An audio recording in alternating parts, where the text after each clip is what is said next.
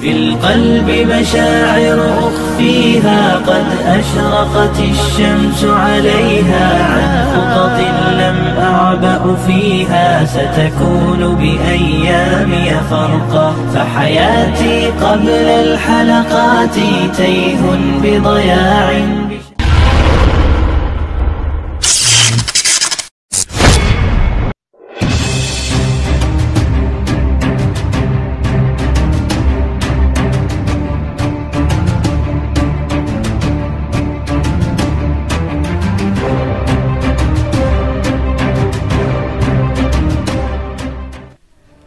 Assalamualaikum warahmatullahi wabarakatuh. Menurut Stephen Hawking, fisikawan paling terkenal di dunia, setelah otak manusia bekerja untuk terakhir kalinya atau kematian bagi manusia, tidak ada hal lain yang menunggu manusia di alam lain. Tidak ada yang namanya surga atau neraka di mata manusia yang diklaim paling jenius ini. Bagi Hawking, otak manusia tak ubahnya seperti komputer yang akan berhenti bekerja saat komponen-komponen utamanya telah rusak. Tidak ada surga atau kehidupan setelah mati bagi komputer yang rusak. Anggapan soal keberadaan surga itu hanyalah dongeng belaka, ujar Hawking. Menariknya, ada banyak ilmuwan selain Hawking yang percaya bila surga, neraka, dan yang paling utama adalah Tuhan, itu nyata dan bisa dibuktikan dengan penelitian ilmiah. Nah, berikut ini adalah ilmuwan dan teori kontroversial mereka seputar Tuhan, surga, dan neraka. Rumus keberadaan Tuhan. Leonhard Hart Euler adalah matematikawan sekaligus fisikawan terkemuka di Swiss. Pria yang lahir pada tanggal 15 April 1707 ini sangat tertarik dengan kalkulus, optik, dan astronomi. Euler dikenal sebagai ilmuwan sekaligus pemeluk agama yang taat. Hal ini dibuktikan dengan kemenangannya mengalahkan filsuf ateis dari Prancis, Denis Diderot, di sebuah argumen sebuah keberadaan Tuhan. Euler memenangkan adu opini dengan memaparkan rumus matematikanya untuk menjelaskan keberadaan Tuhan. Sayangnya belum ada penjelasan secara detail dari rumus ini. Selain Euler, Kurt Friedrich Gödel, matematikawan asal Amerika yang lahir di Australia, juga menularkan teori mat tidak lengkap yang menegaskan keberadaan Tuhan. Teori ini kemudian dikembangkan menjadi dua bagian, yaitu kebutuhan dan peluang. Berdasarkan penelitian Universitas Stanford, teori Gödel menyatakan bila Tuhan adalah zat yang paling agung dan ada di setiap pikiran manusia. Nah, secara otomatis kita mempercayai adanya Tuhan bila kita yakin di luar sana ada zat yang lebih hebat dari apapun. Oleh sebab itu, keberadaan Tuhan bisa dikatakan absolut. Taruhan Pascal. Percaya Tuhan ada adalah pilihan terbaik. Blaise Pascal adalah filsuf Prancis dari abad ke-17 yang teorinya soal Tuhan membuka pintu di berbagai macam teori peluang. Teori ini bernama Taruhan Pascal atau Pascal-Walkers. Teori ini menyatakan bila mempercayai keberadaan Tuhan adalah hal terbaik dan bermanfaat bagi manusia.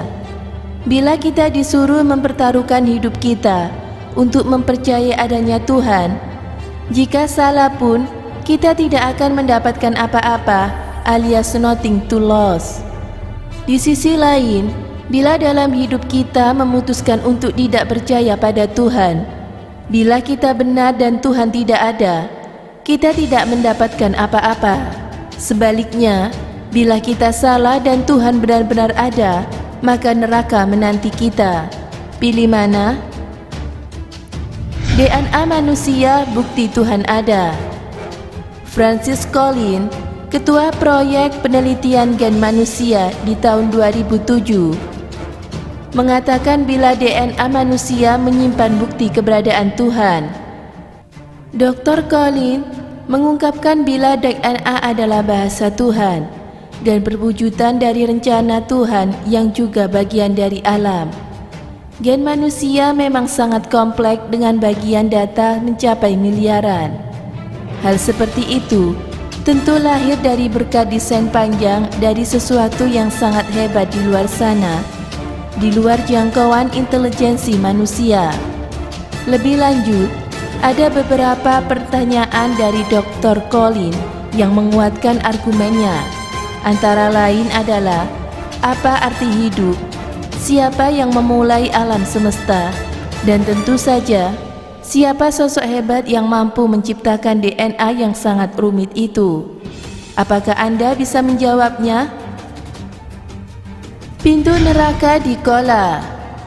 Pada tahun 1999, ilmuwan Uni Soviet melakukan penelitian geologi dengan menggali lubang yang sangat dalam, kira-kira 12 km dari semenanjung Kola.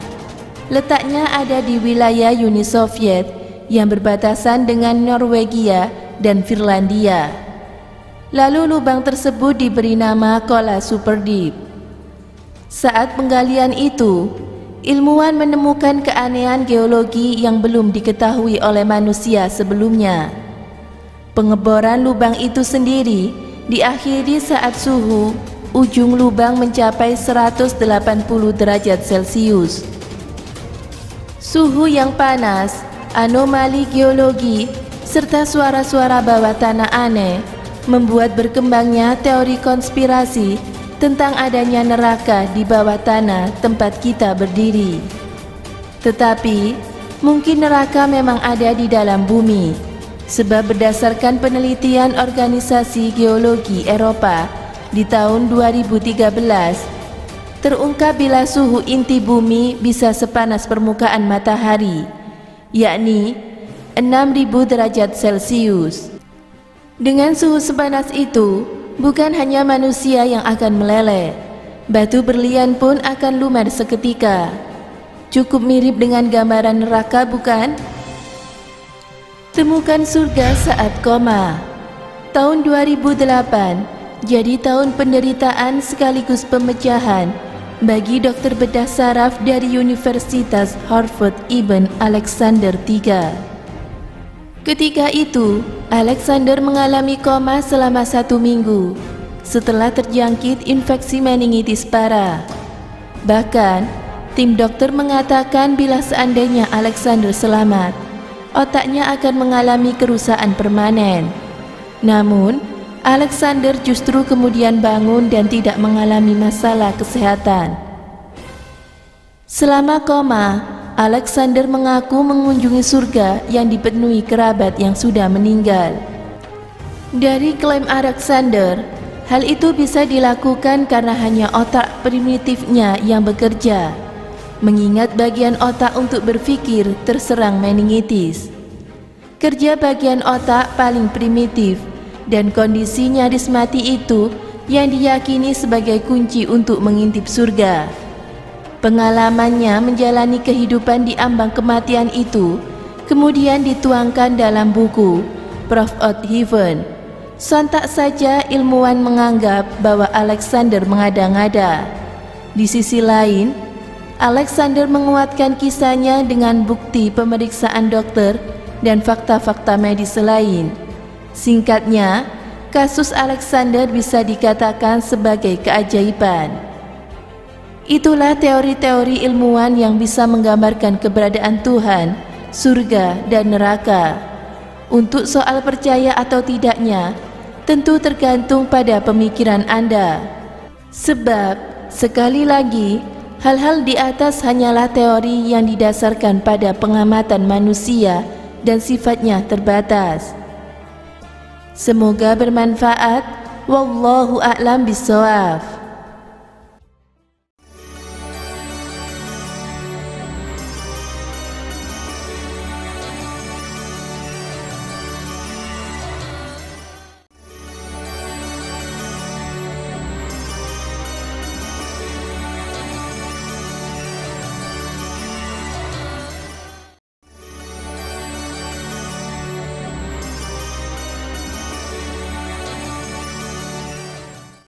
Assalamualaikum warahmatullahi wabarakatuh. Pemirsa Amirul Mukminin yang dirahmati Allah Subhanahu wa Ta'ala.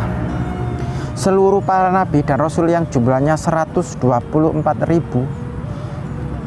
semuanya mengajarkan tauhid atau menyembah Allah Subhanahu wa Ta'ala. Dalam kata lain, mengajarkan agama Islam.